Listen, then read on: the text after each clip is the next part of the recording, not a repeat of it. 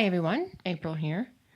This bonus episode was originally released on Patreon only, but I'm releasing it to you now. So I hope you enjoy. I put it together in conjunction with episode 6, although you don't have to listen to that one to listen to this one. But this one about Charles Aull, Folsom's third warden, and I hope you enjoy.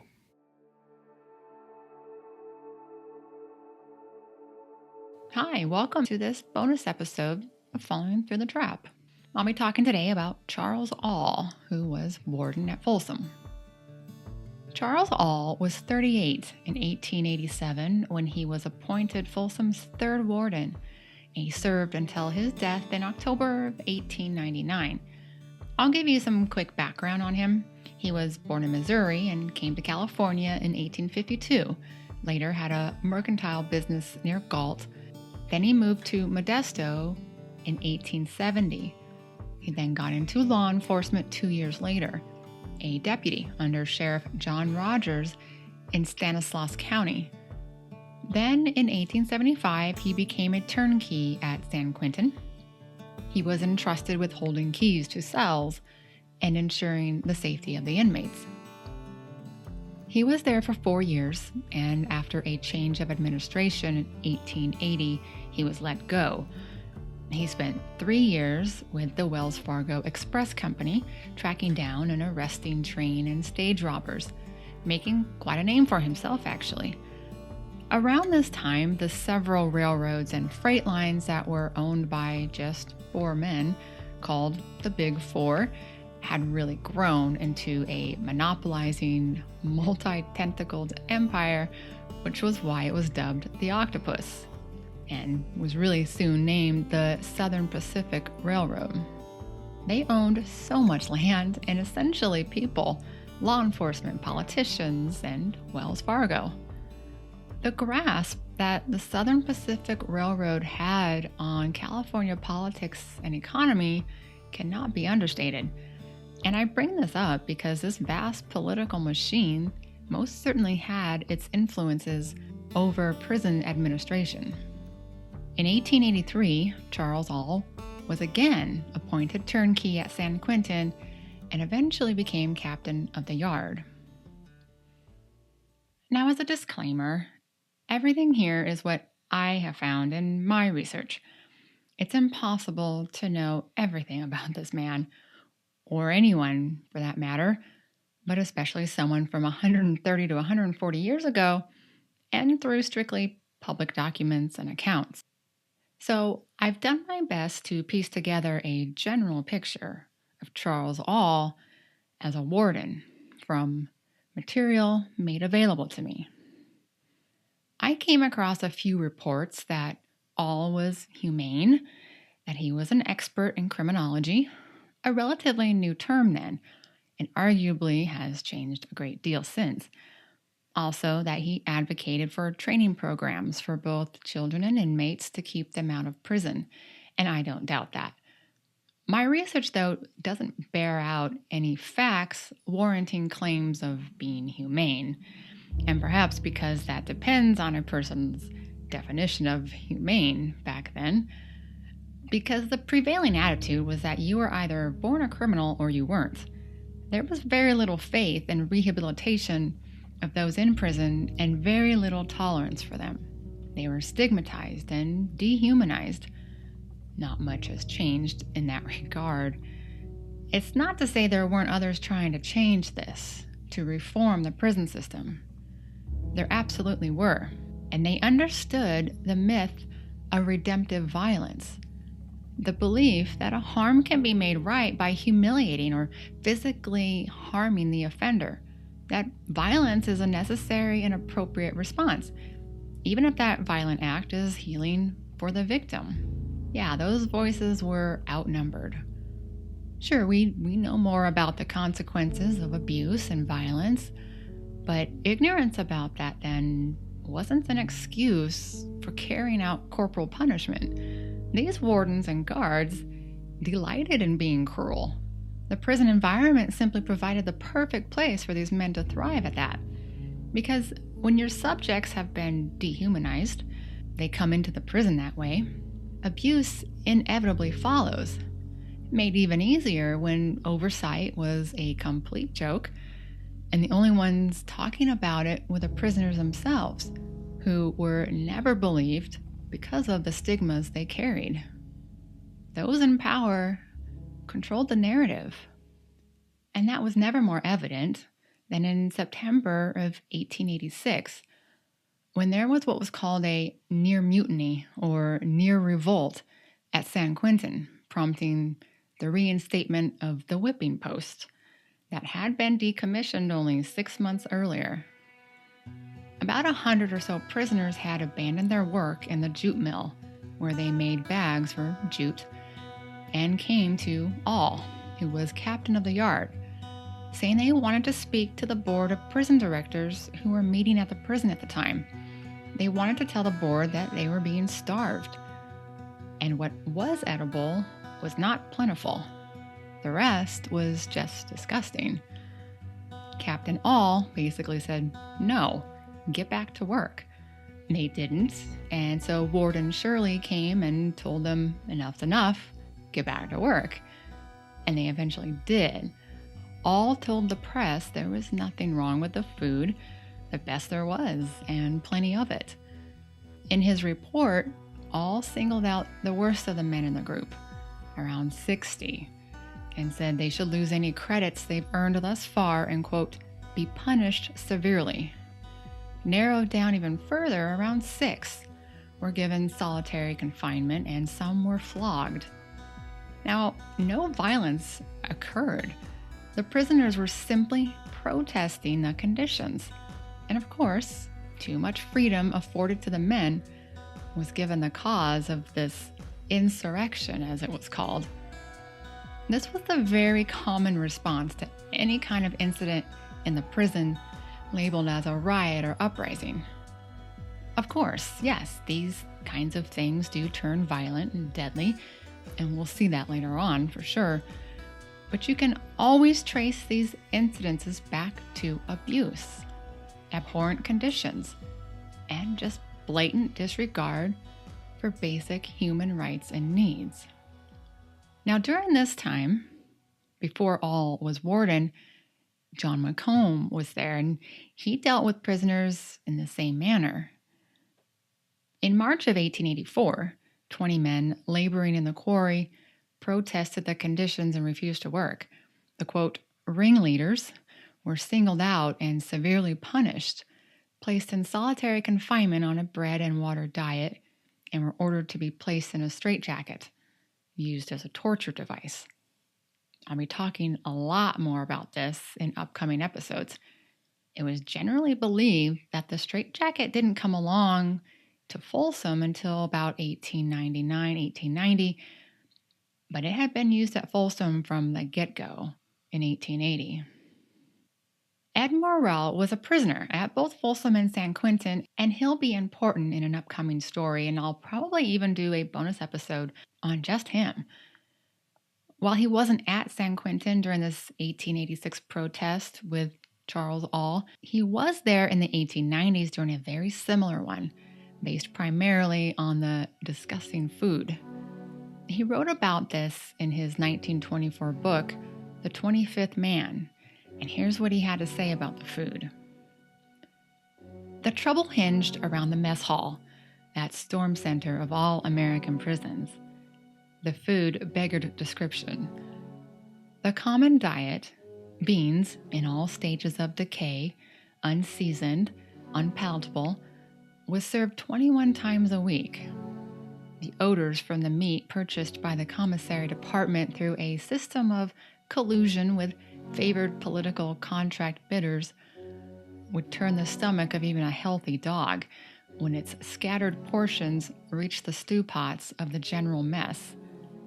The few scanty vegetables served were frequently rotten, and the flour, merely the scrapings from the mills, was full of weevils, soggy, black, and unpalatable, spelling dysentery and death to those who made it their sole reliance, while the state paid the very highest prices for food which never reached the convicts of San Quentin. Graft had been an accepted chronic condition even at Folsom, but it had never developed to such an abandon that the vilest food was served, though we were constantly hungry there through short rations. He also said this about so-called riots in prison, which I found with my research to be very accurate. When a riot ends, it always begins in prison. Whatever the convict starts is invariably concluded by the officials in a destructive manner. The helpless convict protests against prison wrongs, hoping that word may seep through the thick walls of the jail to an unsuspecting public. Where the convict leaves off, servants of the state take it in hand, committing acts of violence and destruction so that the innocent may be condemned and the public mind poisoned against them. I have studied such manifestations for a quarter of a century. Investigation shows not one instance where the convict is criminally responsible for the damage done. Our public servants are most frequently the real offenders, their slogan usually being that the world must never know the true cause of prison troubles. In November of 1887, there was a very big shakeup in the Board of Prison Directors. There was always scandal and political bargaining, both within this 5-member board and with prison administration and the governor. It was ridiculous. Really just a bunch of egos who had a sense of entitlement and very little to any qualifications for the job. This latest incident resulted in the resignation of one of the directors and the resignations of both Warden Shirley at San Quentin and Charles Aull. And it was rumored that Charles Aull was instrumental in bringing down the warden and this prison director, with the promise of being made warden at Folsom. Warden Shirley's offenses seemed to be of a personal nature, cheating on his wife, and he resigned so it wouldn't be brought out publicly, but major issues of mismanagement were also hanging over him. And there were accusations against Charles Aull, misusing prison labor. A suit of clothes was made for a friend of his that the prison paid for. And there were some other seemingly small financial discrepancies too. He was also accused of a fair amount of opium being smuggled into the prison. As captain of the yard, it was his responsibility to manage this. And further, the alleged chief smuggler was a Chinese inmate who had been working underneath Aull. Another accusation was that before resigning, Aull hid or destroyed certain record books. These were kept by the foreman of the workshops detailing the labor being performed. Aull would sign off on these, but the books were never found after he left. But the biggest accusations were that of cruelty toward the prisoners. It wasn't a secret that Aull ruled with an iron fist, and he was commended for this, as was his predecessor. It was seen then as how you control unruly prisoners, or shall we say, prisoners in general. But his fellow guards charged him with being violent and tyrannical, and he would strike inmates on their heads with his cane. Aull also allegedly struck a female inmate in her face, knocking her down, and then he proudly displayed his bloody knuckles to his fellow guards. The accusations didn't come just from those on the inside. One man who asked to be unnamed spoke to the San Francisco Chronicle. He represented a religious society in San Francisco and had apparently made previous investigations into conditions at both prisons. He said, "It would be a lamentable thing if Aull should become the warden of Folsom." The man said that Folsom, under the charge of Warden John McComb, had been well managed, at least compared to San Quentin, which he called notoriously bad. As for Captain Aull, he continued, anything that can be said about his cruelty while an officer will not be too harsh. I know that he had been tyrannical and had conducted his office on the theory that a convict is not only a dog, but a dog that should be kicked as often as possible. The man said he could produce proof, but rightly acknowledged that because the proof would come from former prisoners, it wouldn't be taken seriously. He told the paper, "Captain Aull, I know, has struck men on the head with his cane because they did not take off their caps in his presence. Again, I say it would be a misfortune if he should be appointed the vacancy left by General McComb, whom I regard as an excellent officer." Well, if that was true, then Charles Aull was really bad, because McComb had the same reputation. In fact, there were very serious accusations earlier that year of cruelty at Folsom, particularly in the dungeon where the solitary confinement cells were. Men were found languishing near death from starvation. A lot of these men were considered, quote, insane, mentally ill, because according to McComb, they were dangerous and there was no better place than the solitary cells in the dungeon. No one understood mental illness then, but you can't tell me that they believe in their hearts men should be treated like wild animals, starved and beaten. And then there was the straitjacket.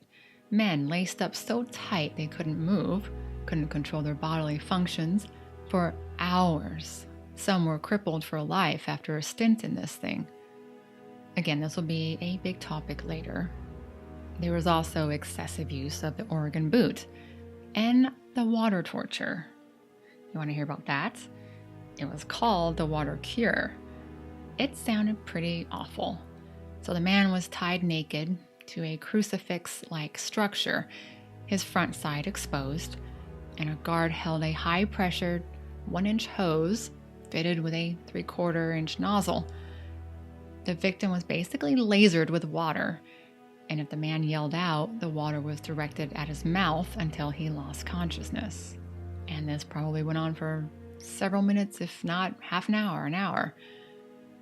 At the time, Richard J. Murphy, the diabolical guard, was a lieutenant then and had a hand in all of this. Of course, like what most wardens would generally do, McComb would play dumb, like he didn't know what was going on and that his guards carried these things out. Charles Aull responded to the accusations against him with an answer for everything, mostly blaming other guards and saying it was ridiculous to take the word of a Chinese convict over his. I'm guessing the Chinese inmate in his employment.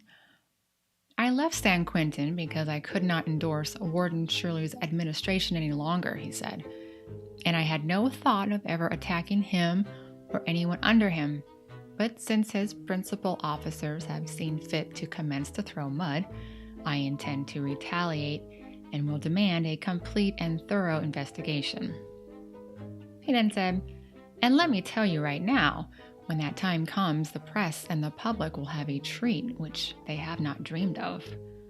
Not addressing the charges of cruelty, he ended his statement with, "I am ready to meet any and all charges that my worst enemies can bring against me of dishonesty or cruelty, and I intend to give them a chance to show them at an early day."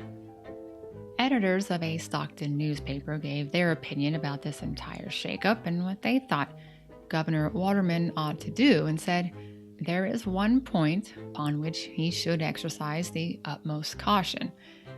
He has avowed a purpose to put Captain Aull of San Quentin in control of Folsom Prison. Aull is just now under a cloud which does not seem to have a great many silver linings to it.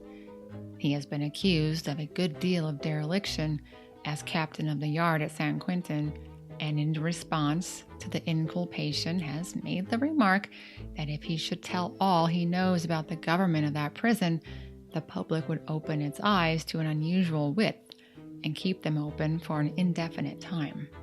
This does not look well when it is remembered that Aull has been an officer at that institution for 8 or 10 years.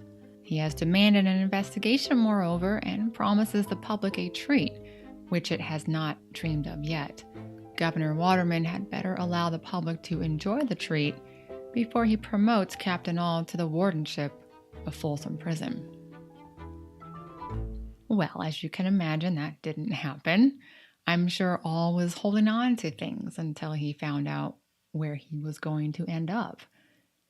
And within weeks, Folsom's warden, John McComb, who had told the board not long after they acquitted him of the cruelty charges that he would be resigning due to health reasons, well, he was moved to San Quentin, taking Warden Shirley's place. He was evidently feeling much better. And Charles Aull was made warden of Folsom, assuming the position on December 26, 1887. When Aull took over as warden, he was a newlywed, having married Margaret Louise Anglon, said to be one of the most beautiful women in California and extremely charming.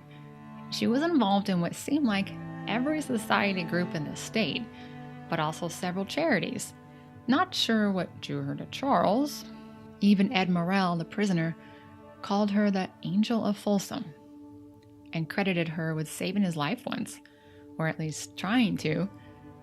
He claimed that she warned him about a plan her husband and other guards had to get him back for something he hadn't actually done. Was it true? Hard to say.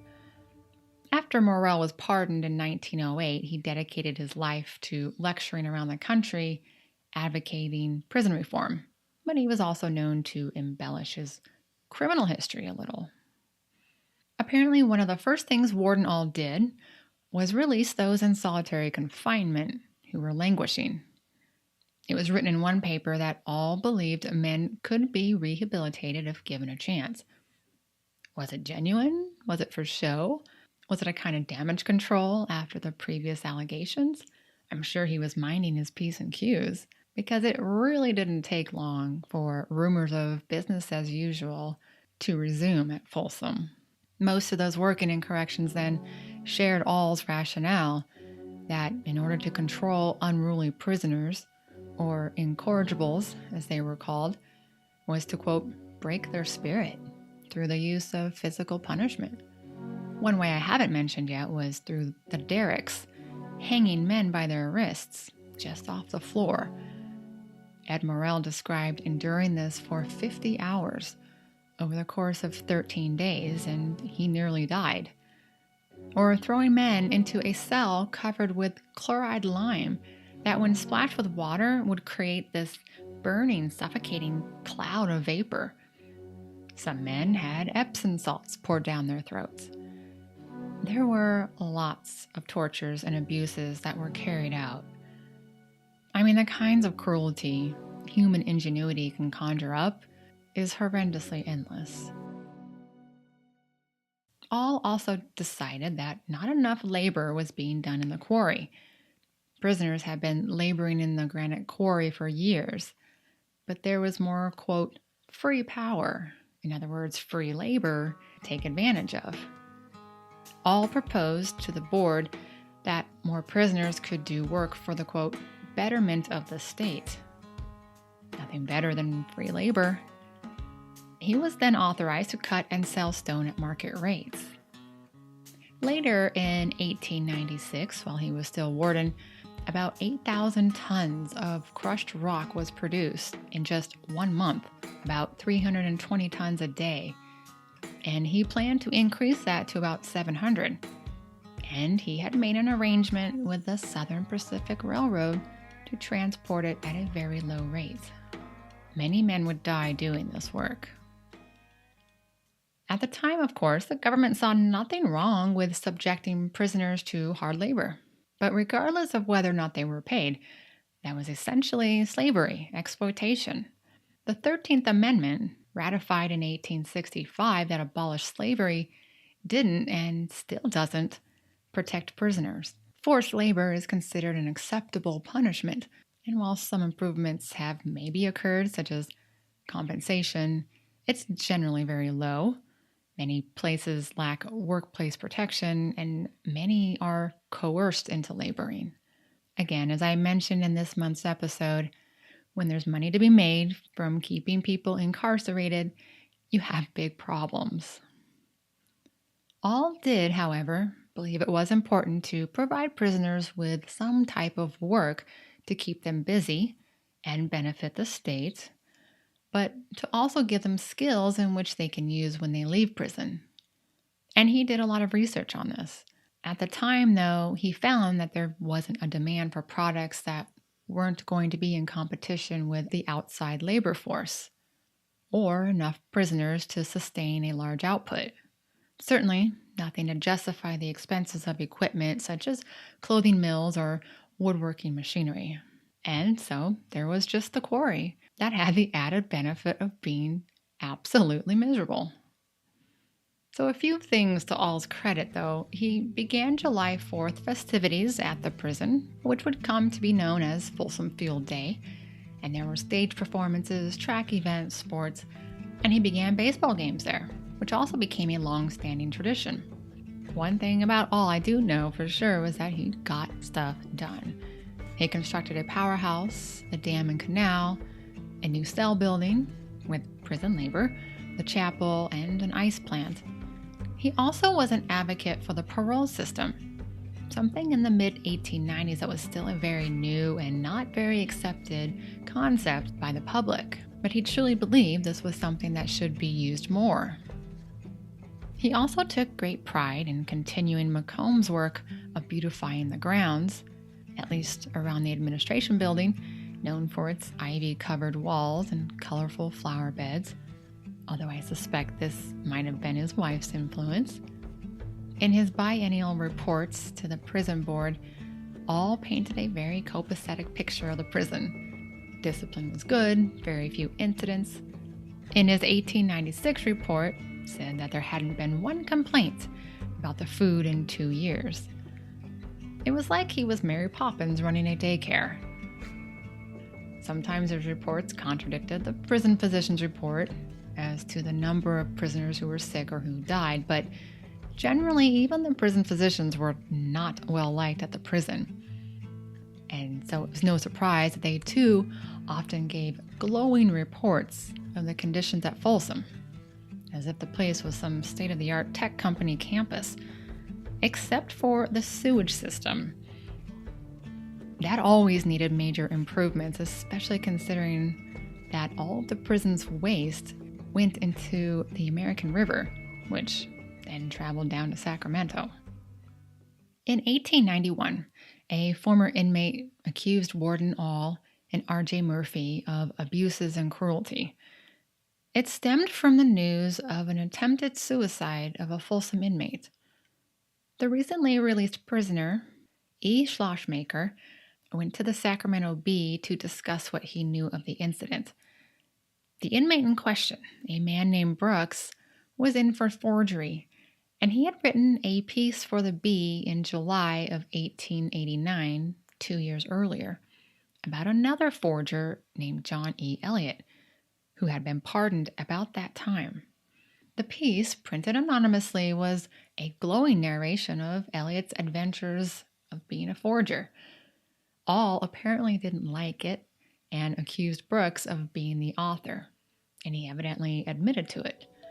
But then later, a letter went out in early 1891 to the governor, said to be about the awful conditions at Folsom. It was intercepted, and Aull accused Brooks of having written it. Whether or not he admitted it, I don't know, but either way, Brooks ended up in the dungeon, and Aull allegedly said, "I'll keep you here and send you to the graveyard before you send any more letters out of here." Brooks was strung up on the derricks for 4 hours a day for 72 days, 2 hours in the morning and 2 in the evening. The pain was so intense, he tried to slit open a vein with a piece of glass. He apparently wrote in his own blood on the wall, "I am murdered by Warden," and he apparently fainted before finishing. He did recover, although I don't know whatever came of him.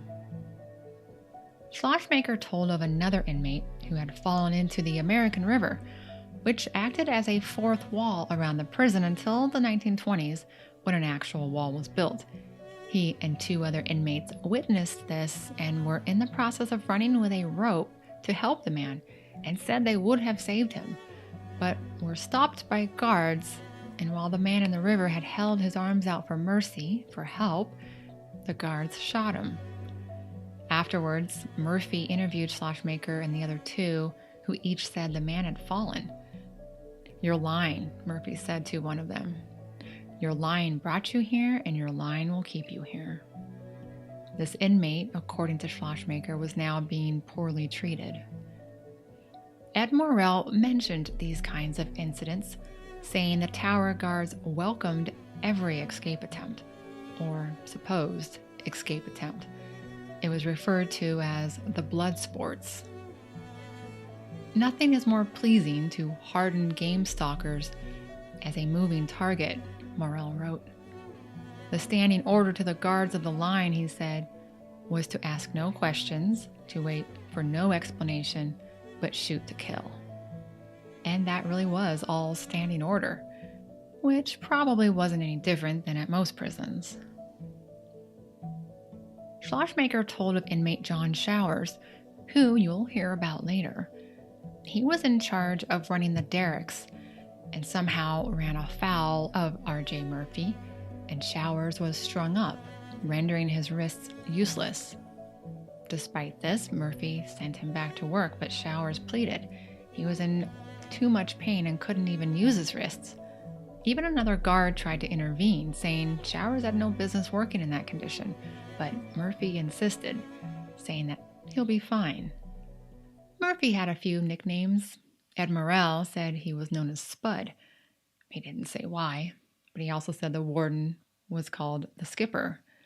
Murphy was known to others as Dirty Dick. Former Folsom prisoner Jack Black wrote in his autobiography, You Can't Win, that Murphy, quote, believed in throwing the fear of God into a prisoner the minute he arrived by browbeating and bullying him, and every man went out of his office hating him. According to Black, Murphy developed a, quote, perfect stool pigeon system, a snitch system. Black described how when a visiting warden came to the prison, surprised there were only 3 walls around the prison grounds, and asked Murphy how he managed the inmates, Murphy allegedly said, "That's simple. I've got one half of them watching the other half." Black blamed Murphy's system of enlisting spies for many murders and assaults at the prison, and he wasn't wrong when he said that it all exploded in 1903, leading to the bloodiest prison break in California that resulted in 2 executions. Morrell wrote that Murphy was an ungodly, unfeeling, ruthless man who cared less for a convict than a mad dog. Schlossmacher then talked about how only those able to work had decent food, but any inmates unable to work were treated in, quote, a shameful manner. He came to the paper to draw attention to the indifference exhibited by the board of prison directors, whose only concern, it seemed, was to show up in fine cars, smoke fine cigars, and eat elaborate dinners, which really was all they seemed to do, and build the state for it. The paper deemed Schlossmacher as extremely genuine and made a fairly accurate observation when they wrote, "Those in charge never will say anything that is not complimentary to the discipline and conduct of such an institution. Those under them dare not, while the directors scarcely ever seem to think that is necessary to make even the shadow of an investigation. Therefore, it is only from the lips of a released convict that a small portion of the inside gossip and talk can be obtained." But again, that didn't mean they were believed. No responses came from the prison board or the prison, but the newspaper, the Folsom Telegraph, seemed to know the truth of the matter, saying that Brooks, the inmate, had been put on work duty in the quarry and didn't like it and was insubordinate about it, and that he made repeated efforts to send out articles about his treatment to newspapers. The paper wrote, "Brooks is the only insubordinate convict in the prison. To allow him to have his choice of occupation or to favor him in the least would be to destroy discipline there. He has brought this punishment on himself, and he deserves it. In fact, it is too light for him, and the sooner the desire he expressed to become a cold, clammy corpse is realized, the better it will be for humanity in general. Jeez. In 1893, Aull was asked by a San Francisco assemblyman, William Gately, during a committee visit to the prison, "Do you ever kill prisoners here at night and bury them in the dark?" Aull thought he was joking and replied with a laugh, "We are not quite so bloodthirsty." The politician was evidently serious, saying someone had told him that it had occurred in the previous 5 years. It got a little ugly, and the assemblyman backed down, but he was not allowed to talk to any groups of prisoners after that. I just thought that was a little funny. Ed Morrell was in Folsom Prison from 1894 to 1896 for helping his friends, well-known train robbers John Sontag and Christopher Evans. Morrell said it was well known that Folsom, the man-killing jail, was the private lockup of the octopus, and that Warden Aull was autocrat of this city of the living dead. Morrell wrote, "He was a mean, irascible, shriveled-natured brute without the least vestige of the milk of human kindness in his soul. He was feared, hated, and despised." Morrell described Aull's features: 5 feet 11, a protruding belly, and a heavily jowled face. Morrell didn't mention it, but Aull was also known for his very impressive beard. Bulging blue sacs beneath the red scalding eyes, he continued, almost concealed them, denoting the alcoholic sot that he was. When Morrell was brought in front of Aull after he first arrived at the prison, Morrell admitted he underestimated the man.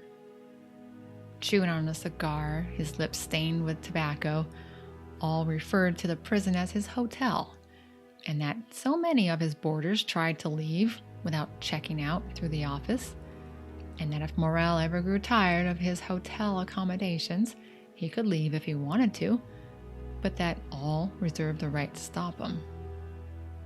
Morrell told him, "All I ask from you is a square deal, nothing more. Just give me a chance and I'll prove that I'm not the bad man they have painted me out to be. I'm willing to work hard, and perhaps in a couple years you'll realize that what I say is true." Aull just laughed him right out of his office, and from then on seemed to enjoy making life miserable for Morrell. If you aren't familiar with the story of the Sontag-Evans gang, I highly recommend you check out Christopher Evans' Outlaw on Wikipedia. It's a pretty thorough narration. But there was one line saying that Warden Aull was a friend of Evans, but when he was asked in 1895 about Evans, who was now in Folsom, he had many not-so-friendly things to say about him. He was a coward, a fraud, and pretty much dead and buried. "I not only don't think much of Evans," he said, "but I have little respect for his folks," talking about Evans's wife and daughter. So that part didn't ring true to me, but the story is definitely worth checking out. In December of 1895, papers reported that Governor Budd wanted Aull's opinion on issuing Christmas pardons, and Aull apparently replied he was all for it, saying that element of hope conduces more than all other factors to the good conduct and reformation of criminals. According to the paper, Aull went further in his communication with the governor about his support for prison reform. Was it truly how he felt? Because meanwhile, behind the prison walls, corporal punishment was still going strong. There was also much going on under Aull's nose that he didn't know about.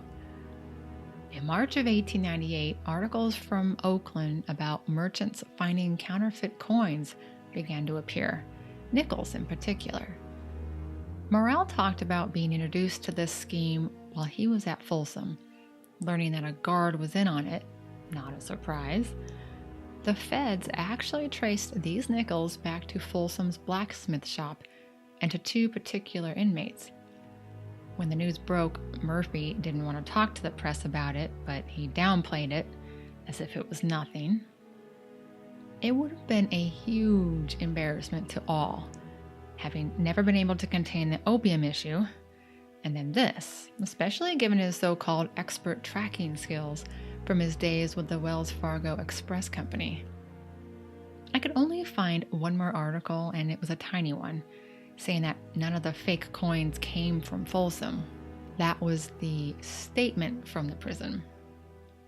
Harry L. Coyne, oddly enough, spelled Coyne, was one of the 2 inmates accused of manufacturing these.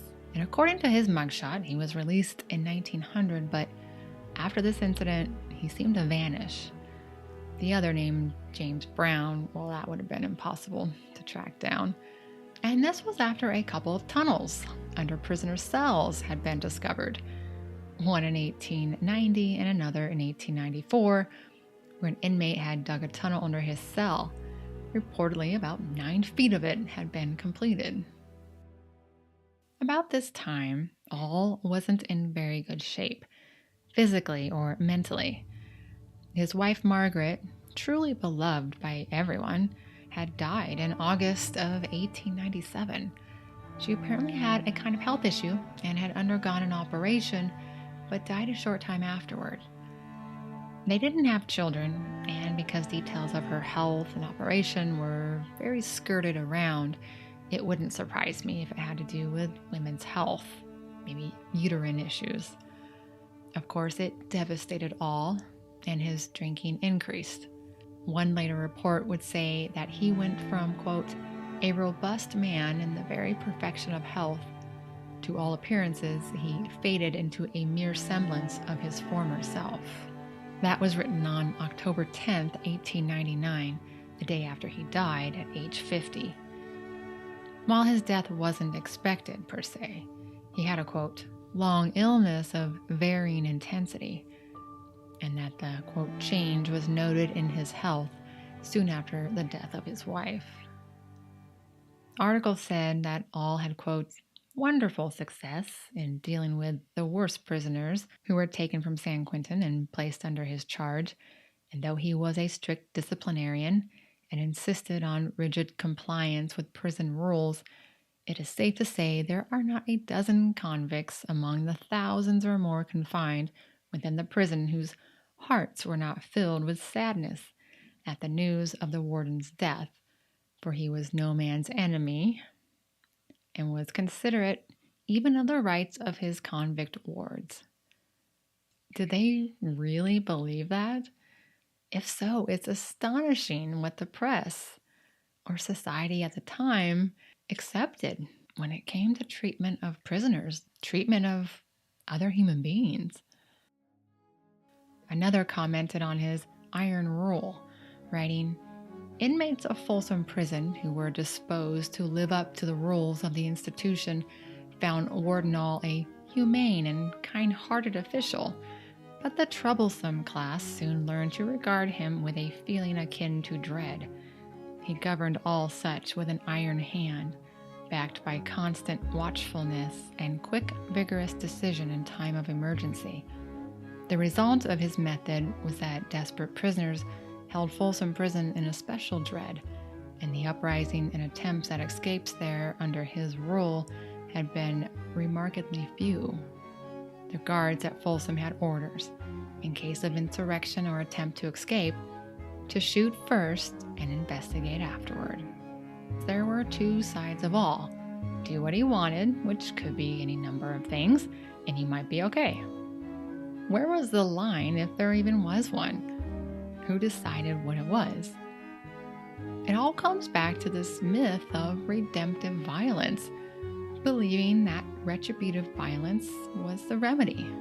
But also, I think he had a deeply cruel mean streak, as did his right-hand man, R.J. Murphy, and together, empowered by the cultural and societal acceptance of redemptive violence, strict discipline, they got away with a lot. There's only so much that can be attributed to, quote, the times and the era of what was acceptable to society, because brutality is brutality. You don't torture another human being or order the torture and not think on some level that this is wrong. You have to enjoy it. And I believe that Aull, Murphy, and so many of the other guards did. This issue will continue to fester and grow and unfold at Folsom and San Quentin until finally exposing to the public its rotten underbelly. And R.J. Murphy isn't going to like it.